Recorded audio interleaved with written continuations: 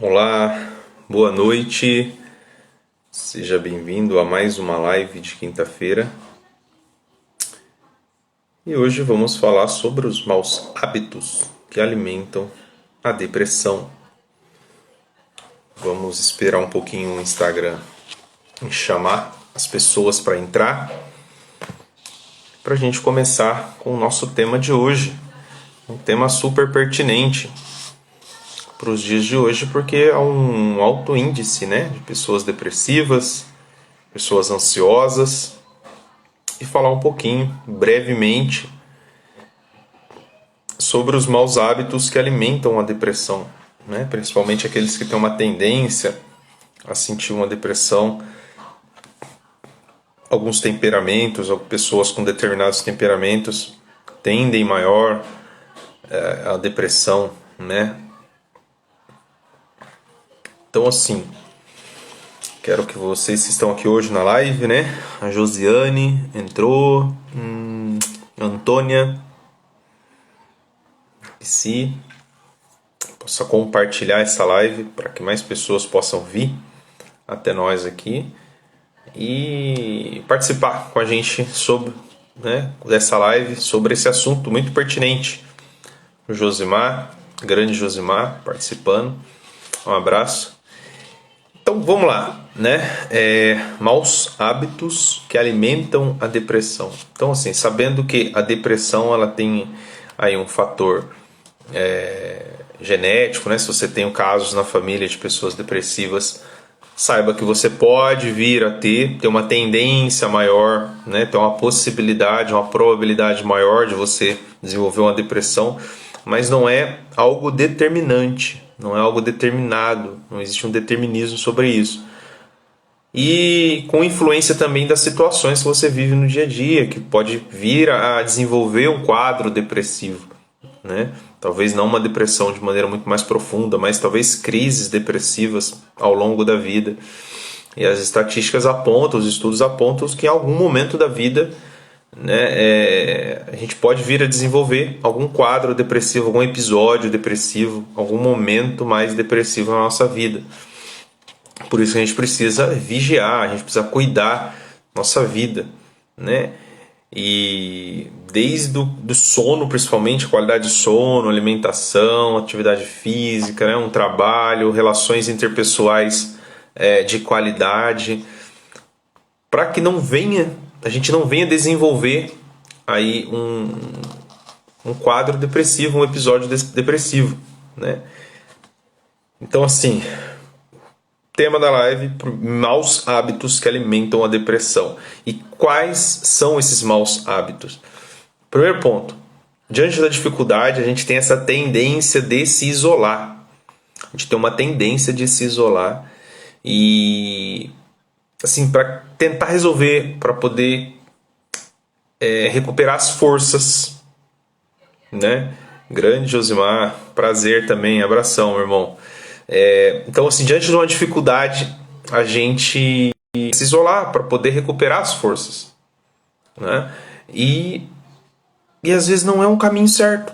Às vezes, assim, pode ser até bom, até certo ponto é bom a gente querer ficar sozinho, a gente querer recuperar as nossas forças para resolver os problemas.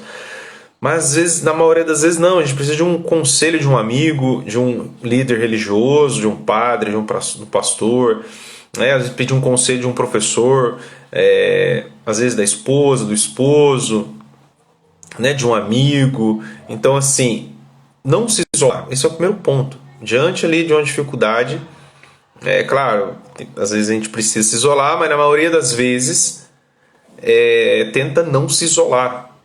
Então isso é um mau hábito.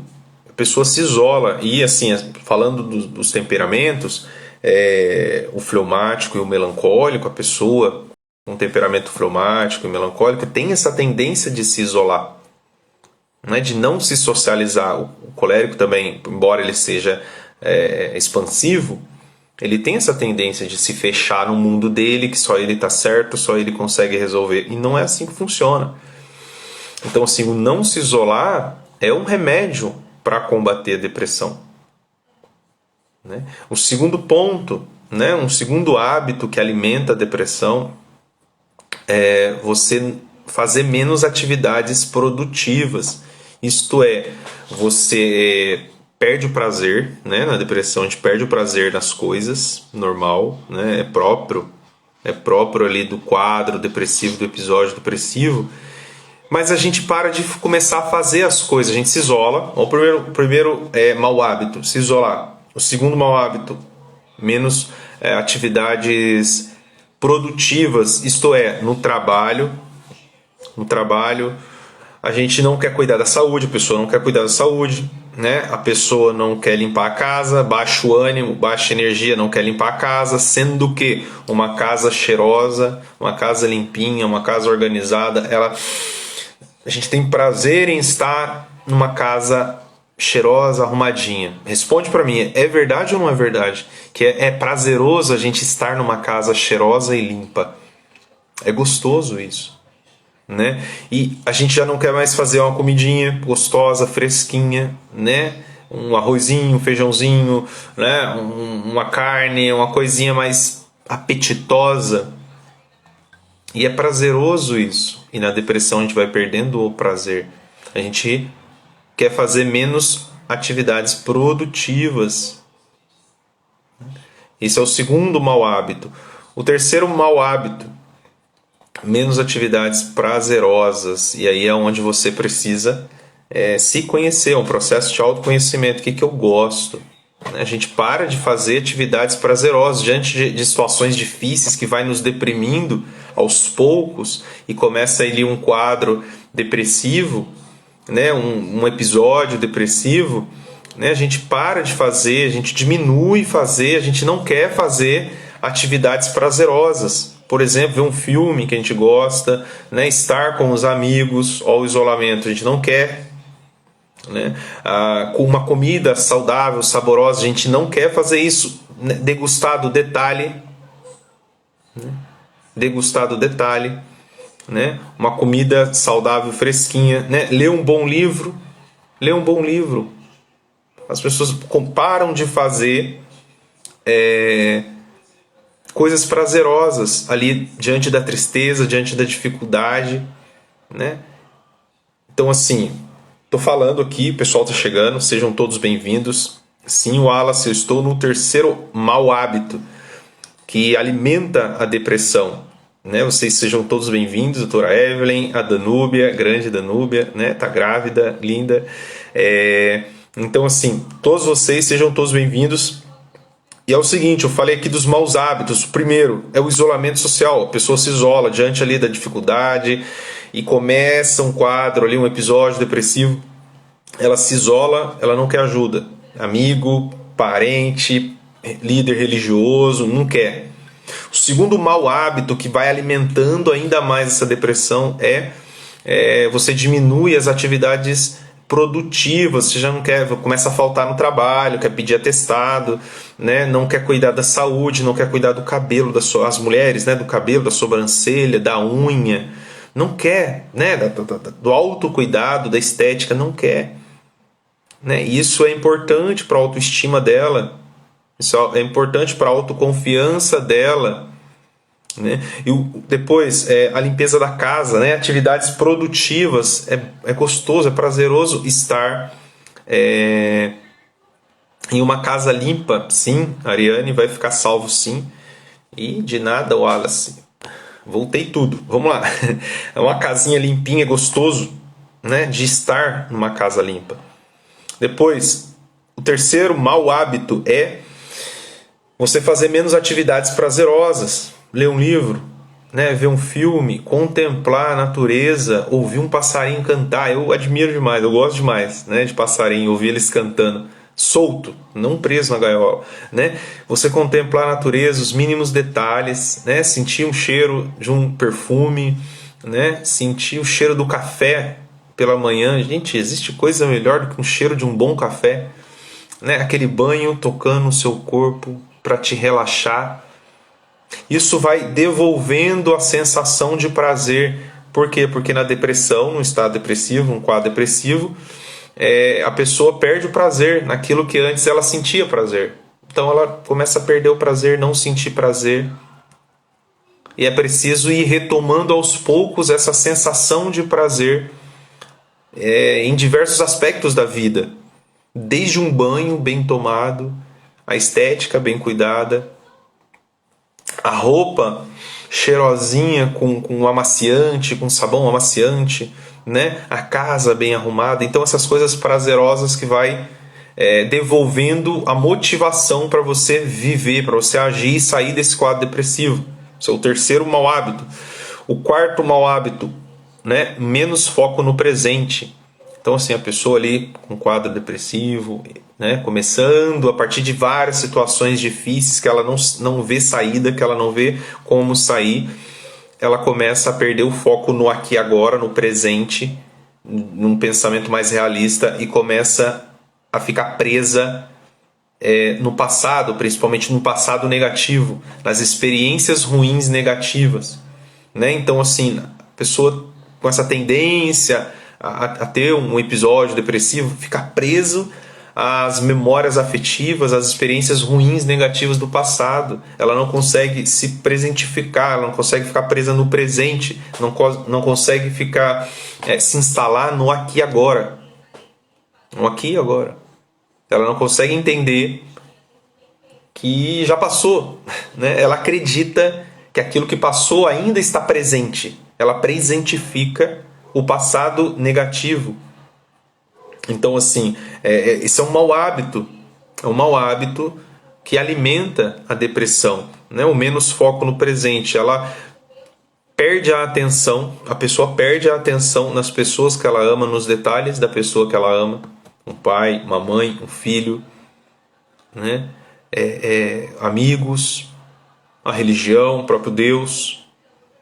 Então ela perde essa atenção, ela para de ter atenção nas pessoas que ela ama e nas atividades do dia a dia, né? A cabeça fica dispersa, a pessoa em depressão, né? Num quadro, no episódio depressivo, ela fica com a cabeça dispersa, viajando no passado negativo ou num futuro que ela só acredita que não vai dar certo. Não vai dar certo. Sempre pensamentos negativos que puxa para baixo, para negatividade, sempre muito crítica, né?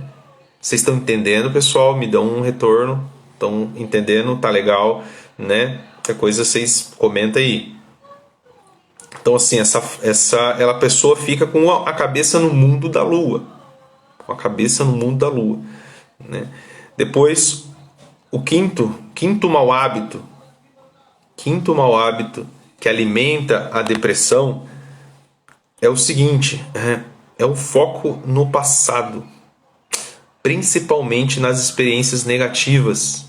Foco no passado.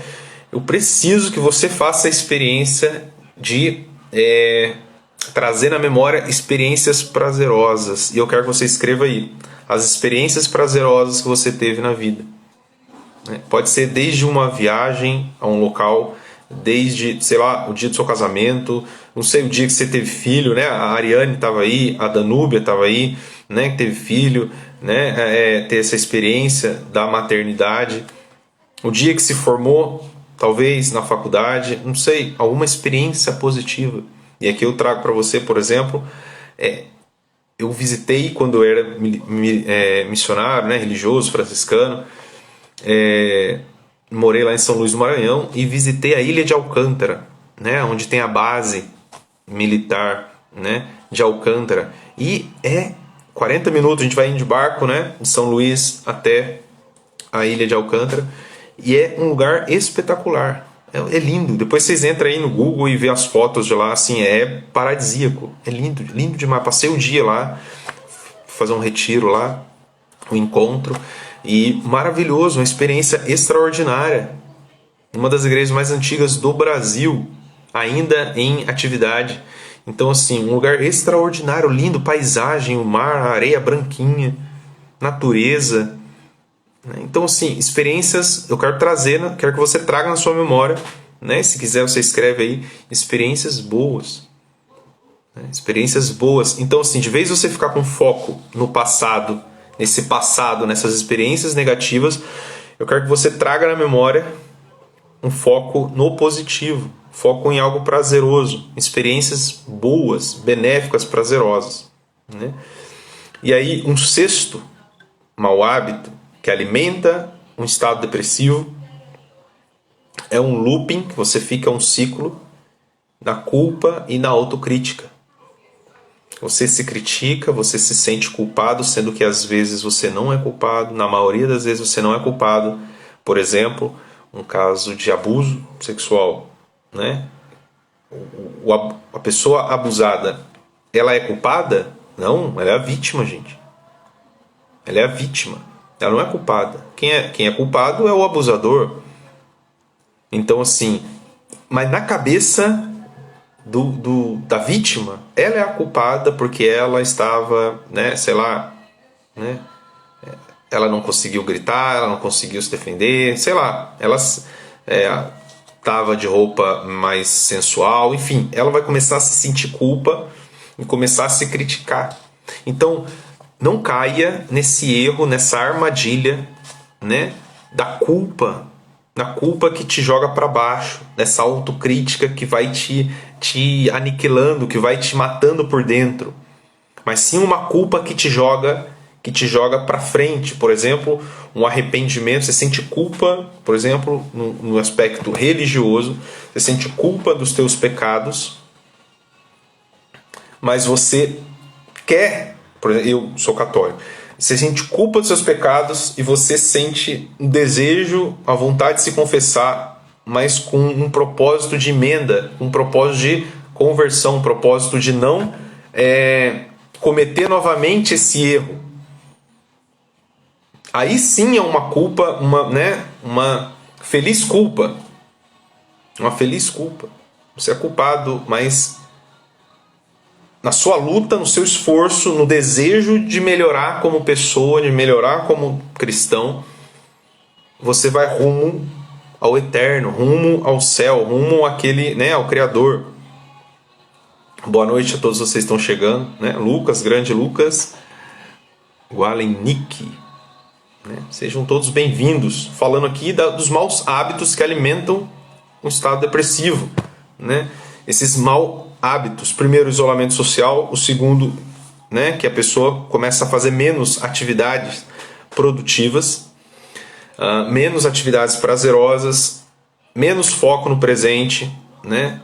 Mais foco no passado, principalmente um passado negativo, um loop de pensamentos de culpa e autocrítica, principalmente aí na depressão, né? Especificamente, segundo a teoria da terapia cognitivo-comportamental, na depressão, né, tem uma tríade da depressão que são pensamentos, principalmente pensamentos automáticos negativos de desamor, né?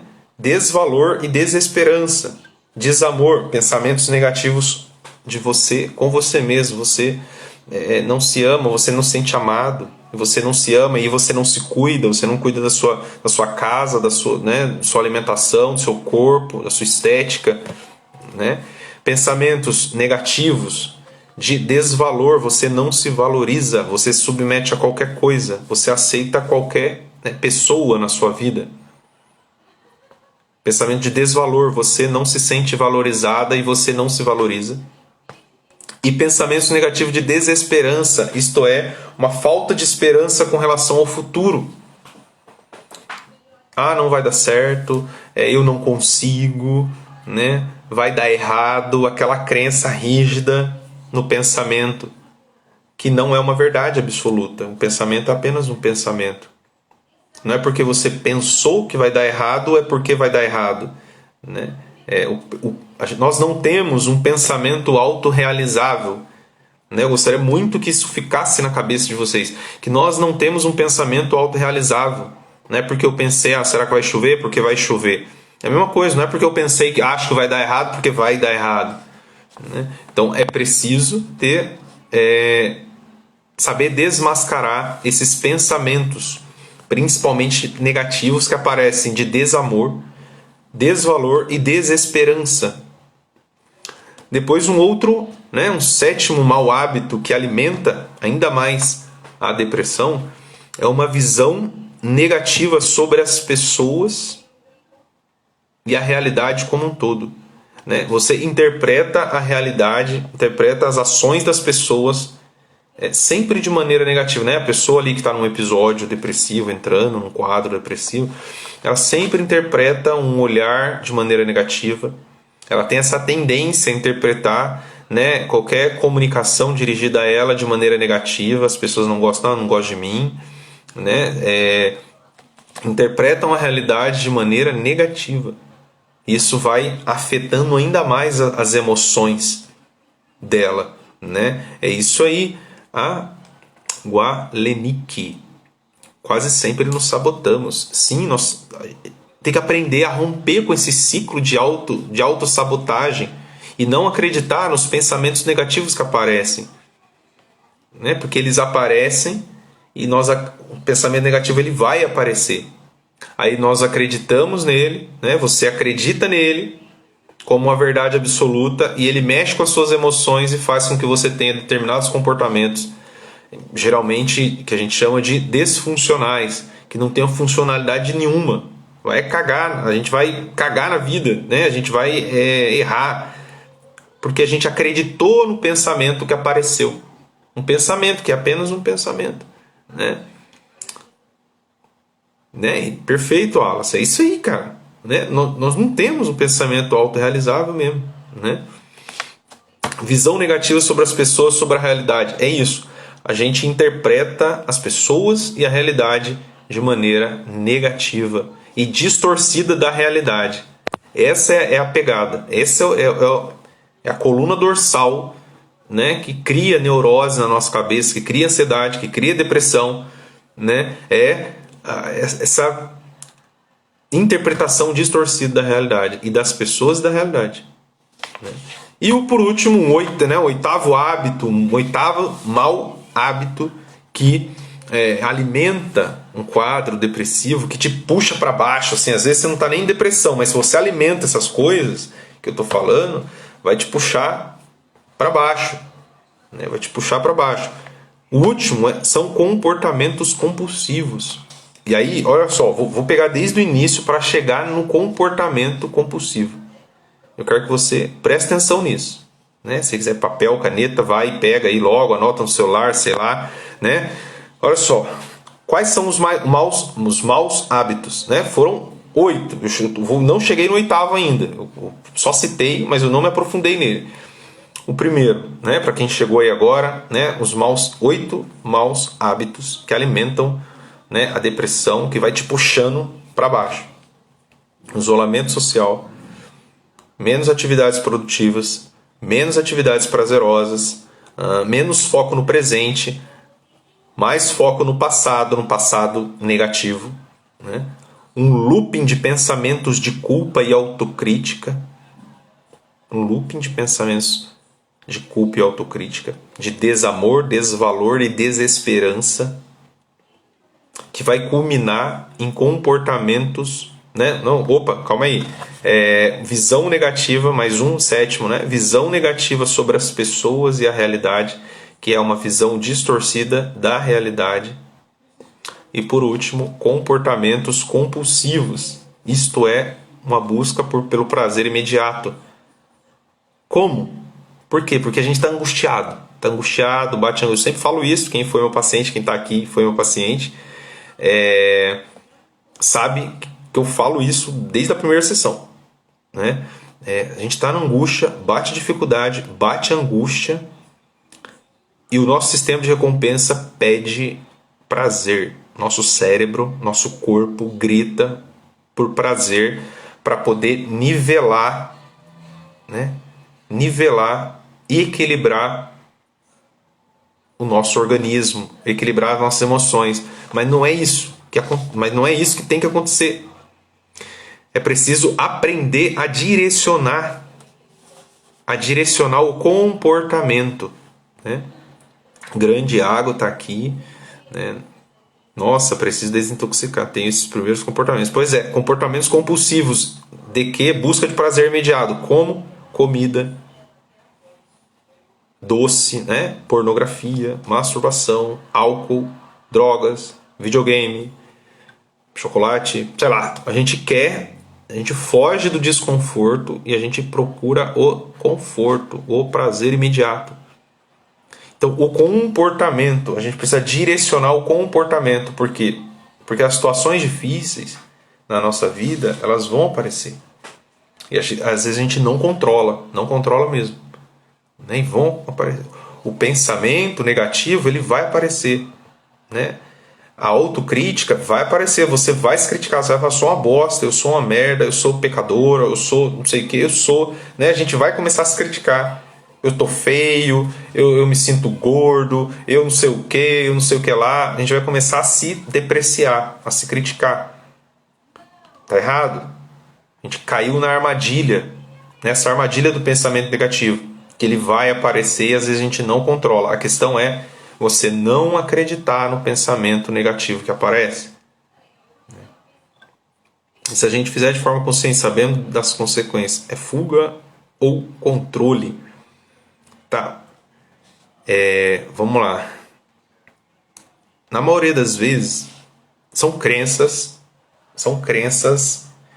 rígidas que está na nossa mente, que está no nosso, ao longo da nossa história. Por exemplo, pais críticos, né? O pai sempre critica, pai e mãe sempre criticando. Não faz isso, não pode. Nossa, você é burro. Nossa, você é burra, né? A Natália que falou aí. Nossa, você é burra, você é isso.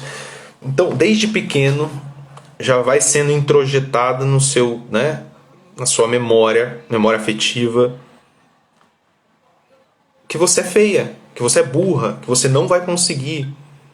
Então, pais críticos geram filhos com baixa autoestima, filhos fracos. Né? Assim, os estudos demonstram isso. Né? A doutora Evelyn, que estava aí, ela me corrige se eu estiver errado. Né? Mas vão sendo introjetados na nossa mente, né? Por meio da palavra, por meio do verbo. Palavras, né? Vai sendo introjetado. E a gente começa a pensar, acreditar nessas verdades, a gente começa a acreditar nessas palavras, nesses discursos, como verdade absoluta, né? Então, assim, a gente começa a acreditar como uma verdade absoluta e a gente começa a crescer acreditando que a gente é feio, que a gente é burro, que a gente não vai conseguir, que a vida é assim mesmo, né? E a gente não abre o leque do horizonte de consciência das possibilidades humanas,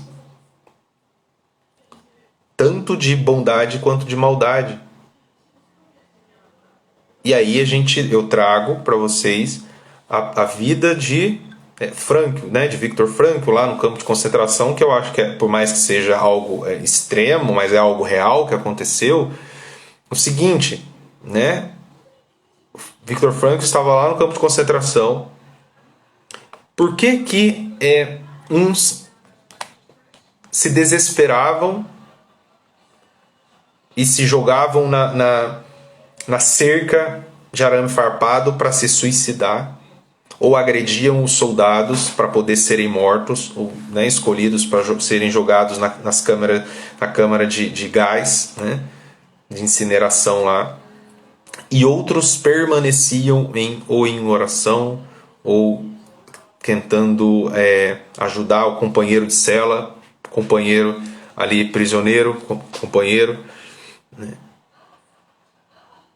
né? E ali junto, ali também num campo de concentração, né, um São Maximiliano Kolbe, depois vocês buscam a história dele, também um frade franciscano, né, que esteve no campo de concentração nazista, né, e escolheu, né, tava ali duas filas, uma para as pessoas iam para a câmara de gás e outros não. Então, diante estava pai e filha. O pai foi escolhido para ir na câmara de gás e a filha não. E São Maximiliano Kolbe se oferece para ir no lugar do pai. Se oferece para ir no lugar do pai. Ah, mas isso foi suicídio. Não, isso foi se oferecer para livrar o outro do sofrimento. Isso é martírio, isso é amor, isso é amor. Amor é sacrifício, amor é doação, né? Então, assim, a exata relação dos pais com os seus filhos é capaz de gerar crenças limitantes. Pois é, aí, viu? A doutora Evelyn, minha companheira de trabalho, né? Passem com ela, consultem com ela, recomendo, de olhos fechados, né? É isso aí. Então, assim, Natália, né? A Natália que estava aí, eu estava falando, e eu citei ela. Desde pequeno vai sendo introjetado crenças, né? Pensamentos, falas, vai sendo introjetado ali na cabeça da criança. E se para uma criança, para um adolescente, a fala do pai e da mãe tem um peso enorme, tem um peso profundo. O cuidador, a cuidadora, né? O pai, a mãe, os avós, os cuidadores, o professor, né? A tia lá da creche, a tia da escola, o ensino médio, fundamental, tem um peso muito grande. E se essas pessoas não souberem bem conduzir as crianças ou adolescentes, vai dar merda. Serão adultos fracos. Serão adultos fracos e nós somos uma geração de pessoas fracas. Fracas emocionalmente, fracas fisicamente, fracas psicamente, fracas espiritualmente. Né? A geração de... a formação dos padres é deficiente. E aí essa formação dos religiosos que é deficiente faz com que esses padres, esses párocos, não consigam bem conduzir os seus paroquianos, as pessoas. Então é preciso, mais do que nunca, a gente se fortalecer interiormente. Eu dizia essa semana para um paciente específico, né, que eu estava estudando umas coisas, eu quero dizer isso para você, o maior empreendimento que você pode fazer na sua vida, lembre-se do que eu estou falando, o maior empreendimento que você pode fazer na sua vida é você amadurecer a sua personalidade. É você se ver, por exemplo, no lugar de Viktor Frankl e não se suicidar. Mas ter a esperança, não perder a esperança de ter um Deus para amar e servir. E ter alguém para amar, uma esposa para amar, os filhos para cuidar. Né? Ou meditar como se você estivesse num campo de concentração, como um São Maximiliano Kolbe, e se oferecer em sacrifício pelo outro. É difícil, não estou falando isso, porque eu consigo, não. Estou falando porque é difícil. E é necessário todos os dias você se exercitar na doação, no amor, na caridade, na mansidão, na ternura. É que eu convido você a fazer isso. Né? Convido você a fazer isso. E aí, voltando, o comportamento compulsivo, tudo porque começou, com situações difíceis, e aí você se isolou, e aí você parou de fazer as atividades produtivas. Olha como é um ciclo, olha como é uma escada que desce, não uma que sobe, né? Uma escada que desce. Perfeito, doutora Evelyn, né? Personalidade é a maior força humana. Isso é a maior força humana. Se você é fraco, olha se você é fraco, se a sua personalidade é fraca, olha o que acontece. E aqui é a decadência, né? Que é a decadência da nossa geração. Por isso que há grandes índices de depressão e ansiedade no Brasil e no mundo. Né? O Brasil é um dos maiores países que consomem antidepressivos e ansiolíticos. Me corrigem, doutora Evelyn, se eu estiver errado novamente. O Brasil é um dos maiores consumidores de ansiolíticos e antidepressivos, de psicotrópicos. Então, assim, olha a escada da decadência. Você está ali passando situações difíceis, você é fraco, você é uma pessoa fraca na personalidade fraca. Você se isola, primeira coisa, você se isola. Ponto, você se isolou. Você começa a não querer fazer as atividades que são produtivas.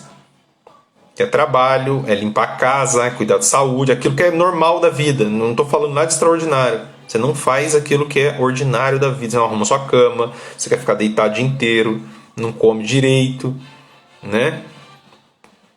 Vou falar. A maior parcela dos jovens sofrendo com isso. Vou falar. Esses dias eu falei no meu Stories. Foi ontem no Stories eu falei.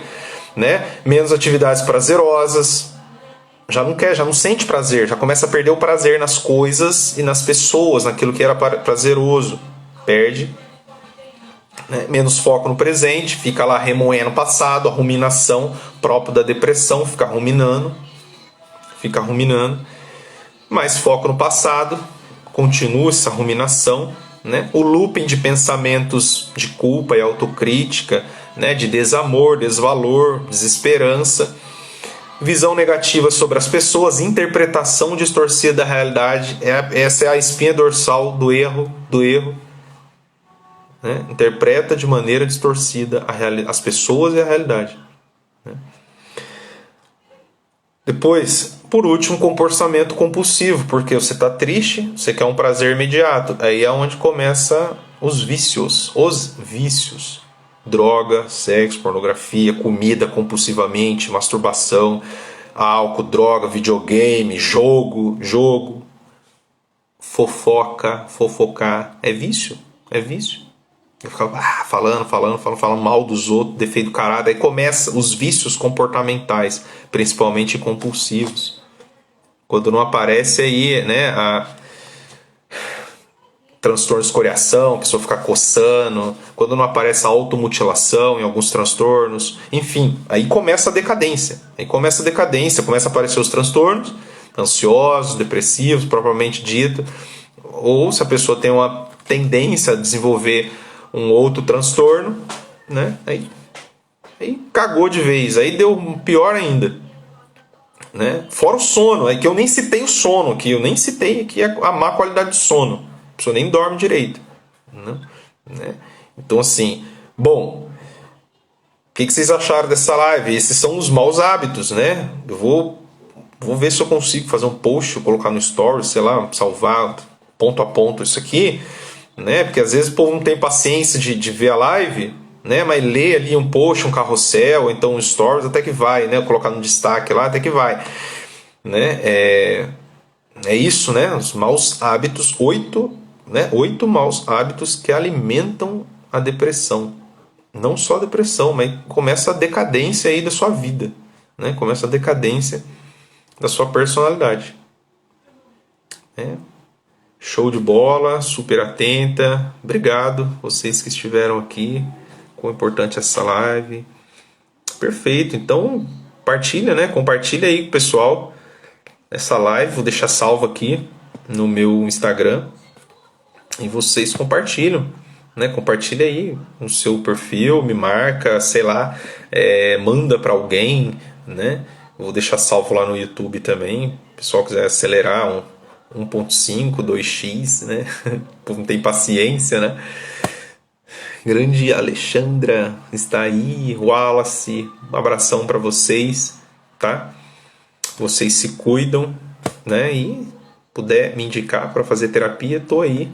Voltem para a terapia, meus pacientes que estão nessa live, voltem, né? Se vocês precisar, sabe que pode contar comigo. Vocês se cuidam, tá bom? Muito bom, muito bom. Hoje foi muito boa a live, gostei de hoje, gostei desse tema, né? Gostei desse tema, principalmente essa questão da personalidade madura. Vou ver se numa próxima eu faço, né? Toda quinta às 8, 8h30, dependendo aí se não acontecer nenhum imprevisto, né? E a gente vai se falando. Olha aí, meu filho tá precisando muito. Pois é, me chama lá no direct, no WhatsApp, no link da bio que a gente marca, tá bom? De nada, senhorita Evelyn. Um abraço para vocês todos. Obrigado pela presença. Tchau, tchau, hein?